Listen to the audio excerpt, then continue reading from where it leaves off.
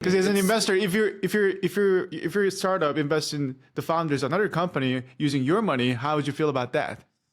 Yeah. No, absolutely. I mean, there's definitely a question of like conflicts, clear question of conflicts here.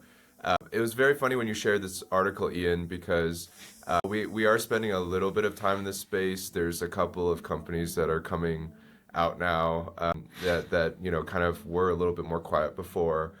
But there were a couple of very different things that popped into my head when I saw this article. One of which is obviously the conflicts thing, but also, I mean, I think it's clearly for Sam is like, a quiet middle finger kind of to Elon as well with Neuralink, right? And then the other thing that was really topical that we've talked about as well is from a valuation perspective. It's the very first round this company's raised at nearly close to $1 billion valuation, raising hundreds of millions of dollars, which is exactly the kind of crazy thing that we've seen with a few different situations.